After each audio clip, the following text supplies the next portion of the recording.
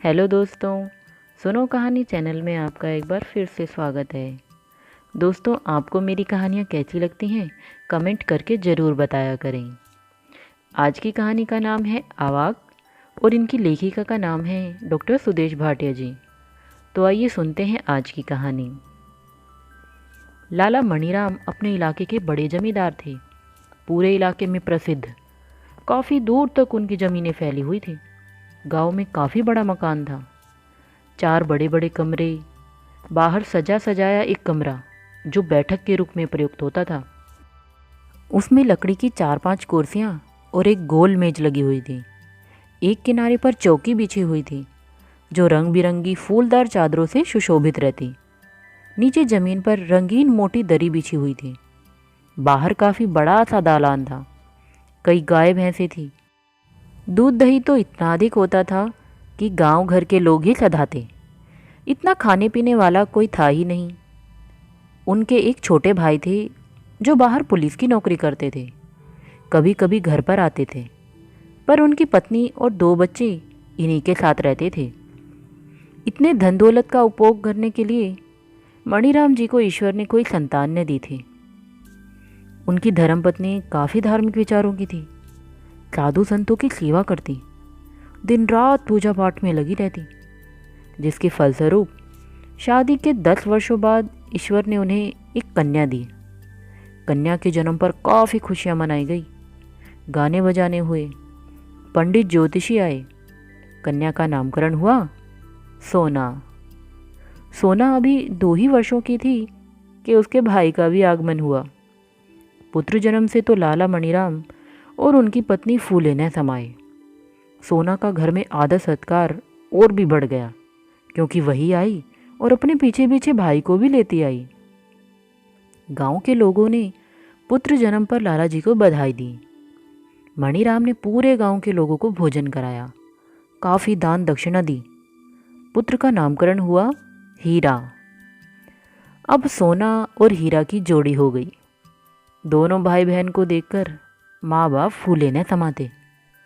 उनके लिए रंग बिरंगे कपड़े आते, तरह तरह के खिलौने। पहले पलने बने, फिर साइकिल, फिर छोटी छोटी गाड़ियाँ, जिनमें बैठाकर नौकर उन्हें सुबह शाम सैर कराने ले जाते थे। माता पिता सोचते कि कुछ बड़े होने पर वे अपने बच्चों को अच्छे स्कूलों में पढ़ाएंगे ताकि वे काफ़ी होनहार बने। किंतु किस्मत ने पलटा खाया। सोना अभी 5 वर्ष की ही थी और हीरा 3 वर्ष का। उसके माता पिता ने लड़के का मुंडन करने का विचार किया। कार्ड छपवाए, सभी सगे संबंधियों को बुलाया और देवघर में आकर बड़ी धूमधाम से लड़के का मुंडन संस्कार किया। वापसी में उनके संबंधी और लाला मणिराम तथा उनकी पत्नी अपने दोनों बच्चों के साथ एक बस में लौट रहे थे। दुर्भाग्यवश बस अभी बीच रास्ते में थी कि एक ट्रक से टकरा गई। ट्रक ड्राइवर ने काफ़ी शराब पी रखी थी। वह आगे से आती हुई बस को बचा नहीं सका और दोनों की बहुत जोर से टकराहट हो गई। लाला मणिराम और उनके पुत्र की तो घटनास्थल पर ही मृत्यु हो गई। पत्नी और पुत्री को काफ़ी चोटें आई थी और दूसरे संबंधियों को भी। उनकी पत्नी डॉक्टरों के दिन रात परिश्रम से भी न बच सकी। दूसरे संबंधी धीरे धीरे ठीक होकर अपने अपने घर चले गए। उनकी पुत्री सोना काफ़ी उपचार के बाद ठीक हो गई, किंतु माता पिता और भाई को न पाकर बहुत ही दुखी रहती। उसके चाचा चाची उसे घर पर ले आए। कुछ दिन उनके पास रहने के बाद वह नानी के पास चली गई, किंतु नानी भी बूढ़ी थी।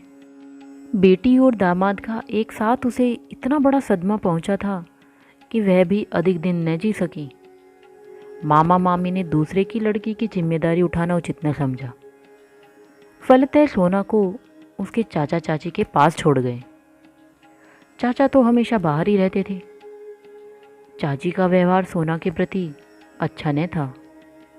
वह उससे छिपा छिपा कर अपने बच्चों को अच्छी अच्छी चीज़ें खिलाती।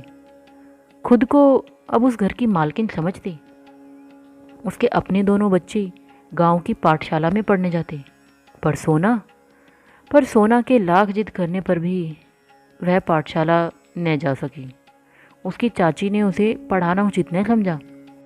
उसका विचार था कि यदि यह पढ़ लिख जाएगी तो होशियार हो जाएगी और बड़ी होकर जायदाद में अपना हिस्सा मांगने लगेगी।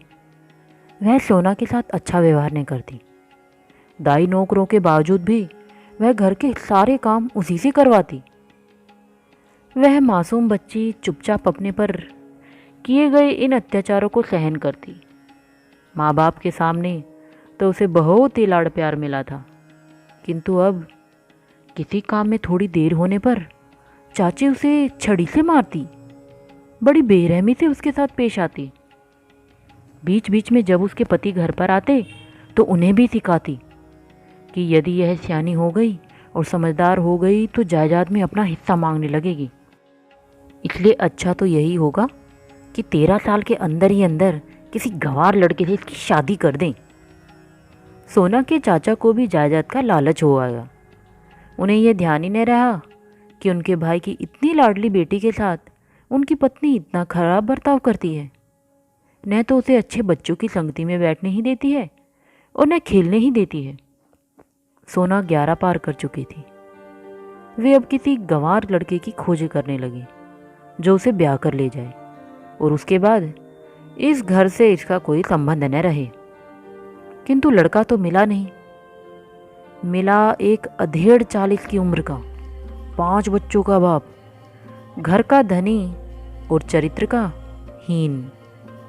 पत्नी घुल घुल कर मर गई थी। वह सोना को 3,000 रुपये देकर खरीदने के लिए तैयार हो गया। चाचा चाची राजी हो गए। बिना लड़की का भला बुरा सोचे घर से दूर किसी दूसरे शहर में जाकर शादी करने का बहाना बनाकर वे सोना को एक मंदिर में ले गए और उस अधेड़ व्यक्ति के हाथों बेच दिया। वहाँ उसने सोना के साथ अग्नि के 7 फेरे ले लिए। वह सोना को गहनों और कपड़ों से लादकर अपने घर ले गया। चाचा चाची ने गांव में आकर काफ़ी लंबे चौड़े पुल बांधे कि सोना की शादी हमने काफ़ी धनी घराने में कर दी है। उसके मामा मामी और ननिहाल के दूसरे रिश्तेदारों को भी लिख भेजा, किंतु माता पिता के रहते जिस बच्ची को सभी रिश्तेदार प्यार करते थे, आज उनके मरने के बाद किसी को उसमें कोई रुचि न थी, इसलिए किसी ने कुछ जवाब तक नहीं दिया। अतः इन दोनों ने चैन की सांस ली। इधर सोना के बराबर की तो मोहन बाबू की अपनी 2 पुत्रियां थीं, परंतु वे नहीं चाहते थे कि सोना उनके साथ खेले या उनके साथ बातचीत भी करे। वे उसे पत्नी बनाकर लाए थे, अतः पत्नी की तरह ही रखना चाहते थे, किंतु सोना बच्ची थी। वे काफ़ी रात में शराब के नशे में चूर आते और बात न मानने पर सोना को खूब पीटते। उनका प्रतिदिन का यही धंधा था। एक दिन तो शराब के नशे में चोर उन्होंने सोना को बाल खींच खींच कर मारा। उनके सभी बच्चों को सोना से हमदर्दी थी। वे उसे अपने जैसा ही समझते थे। किसी तरह 2 वर्ष बीत गए। सोना से अब यह सब सहन न होता। बचपन में जो लाड़ प्यार पाया था वह माता पिता के साथ ही समाप्त हो चुका था। चाचा चाची ने भी उसके साथ अच्छा सलूक नहीं किया। यहाँ वह मासूम बच्ची ब्याह दी गई, इतने बड़े अधेड़ के साथ। यह बेमेल विवाह भला कैसे निभता। फलतः दिन रात की ठोकरें खा खा कर सोना तंग आ गई और उसने इस दुनिया से हमेशा हमेशा के लिए विदा लेने का निर्णय कर लिया। उसने सोचा ऐसी जिंदगी से तो मर जाना कहीं अच्छा होगा। उसने रात के अंधेरे में दूर जाकर नदी में डूबकर आत्महत्या करने का फैसला कर लिया। रात के 11 बज रहे थे। घर के सभी लोग गहरी नींद में सो रहे थे। सोना के पति महोदय नशे में चूर खर्राटे ले रहे थे। वह चुपचाप उठी और आहिस्ते से घर का दरवाज़ा बंद कर दिया और गली से होती हुई सड़क की ओर बढ़ चली। पटना के रोड पर उस समय काफ़ी गाड़ियों का आना जाना लगा हुआ था। वह ज्यों ही सीधी सड़क से निकलकर गंगा की ओर मुड़ने लगी, उसे सामने से एक गाड़ी आती दिखाई दी जो उसके समीप आकर रुक गई। एक अधेड़ उम्र की महिला ने गाड़ी से उतरकर सोना से पूछा, बेटी तुम्हें कहाँ जाना है? इतनी रात गई अकेली क्यों जा रही हो? चलो मैं तुम्हें पहुंचा देती हूँ। सोना ने बिना कुछ उत्तर दिए आगे बढ़ जाना चाहा, पर वह स्त्री उसका हाथ पकड़कर बोली, क्या बात है बेटी, जो मुझे नहीं बताना चाहती? किसी ने मारा है क्या? कुछ बोलती क्यों नहीं?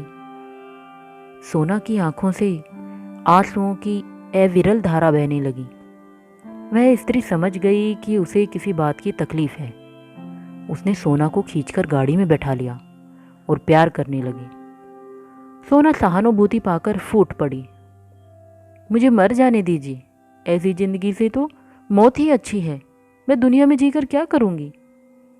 वह स्त्री उसे समझाने लगी, मुझसे कहो, तुम्हें किस बात का दुख है बेटी? अच्छा, अपने घर नहीं जाना चाहती तो कोई बात नहीं, चलो मेरे पास, मेरे साथ रहना, वहां तुम्हें किसी तरह की कोई तकलीफ न होगी। वह रोती हुई सोना को अपने घर ले गई। वहां उसने देखा कि इससे बड़ी बड़ी 5 लड़कियां और हैं, जो सभी इस अधेड़ को मौसी कहती हैं। वे मौसी से काफी हिली मिली हैं और मौसी भी उन्हें हर तरह से खुश रखती है। सोना कुछ ही देर में सबसे घुल मिल गई।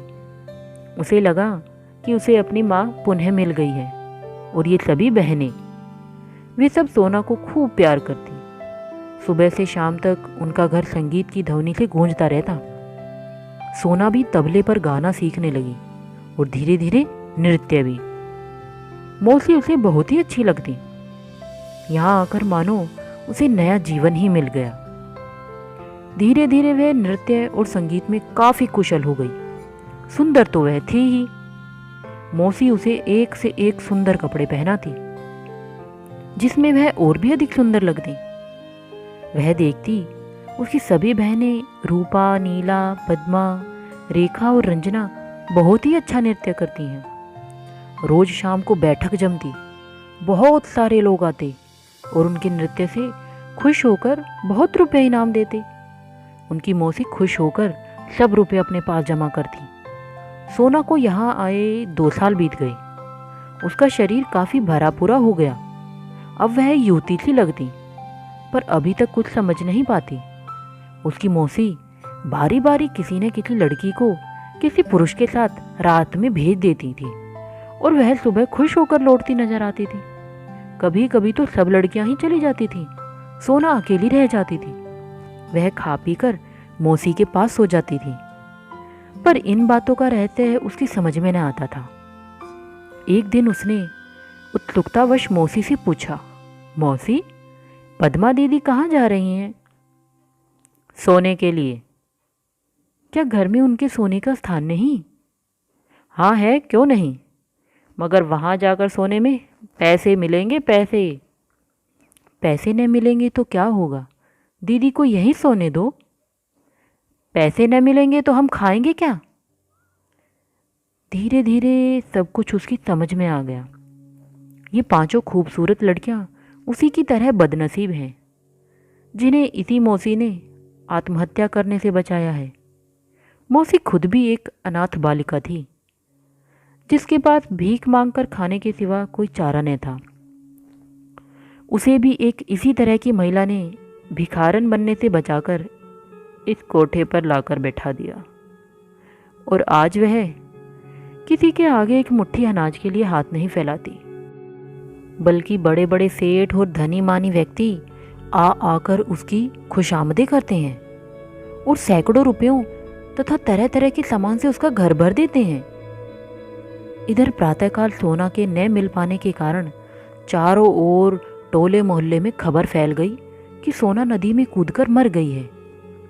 उसके पति ने काफी ढूंढा, न मिलने पर उसके मैके में लिख दिया, किंतु वहां तो उसके मरने जीने से किसी को कोई मतलब ही नहीं था।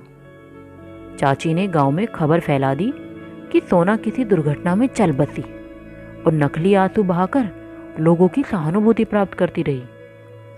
इधर सोना नृत्य और संगीत में काफी प्रवीण हो चुकी थी। 17 साल की हो गई थी। गोरा रंग, शरबती आंखें, उठा हुआ नाक, हिरनी सी गर्दन और छरहरा बदन, लंबे लंबे काले बाल, पतली सी कमर। नृत्य में झूमने लगती है तो लोग देखते ही रह जाते हैं। अब तो रोज रोज उसी के सौदे होते हैं।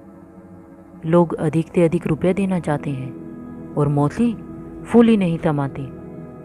आज पहली बार मौसी ने एक सेठ से काफ़ी रकम लेकर सोना को एक रात के लिए वहाँ भेजने का सौदा किया, पर सोना माने तब तो। अब तो वह सब समझने लगी थी। वह यह घृणित और नीच कर्म करना ही नहीं चाहती थी। मौसी ने उसे काफ़ी समझाया, हमारी आमदनी का तो एक यही जरिया है, यदि हम इसे बंद कर दें तो भूखे मर जाएंगे। मान जा बेटी, मैं वचन दे चुकी हूँ। सोना, नहीं, मैं किसी अनजान के साथ हरगिज़ न जाऊंगी। मौसी, तुम देखती नहीं क्या ये सभी लड़कियां मुझे इस तरह तंग करती हैं? मैं जिसके साथ भेजती हूँ चुपचाप चली जाती है या नहीं? अंत में हारकर सोना को जाना ही पड़ा। मौसी के सामने उसकी सभी दलीलें थोथी पड़ गई थी। रात के अंधेरे में सोना जैसी मासूम बच्ची को एक नज़र देखने की उत्सुकता से उस सेठ ने बत्ती जलाई तो अवाक रह गया। सोना उसी की भतीजी थी जिसे वह मृत समझ चुका था। सोना भी अपने सामने बैठे सेठ के रूप में चाचा को देखकर चीख उठी।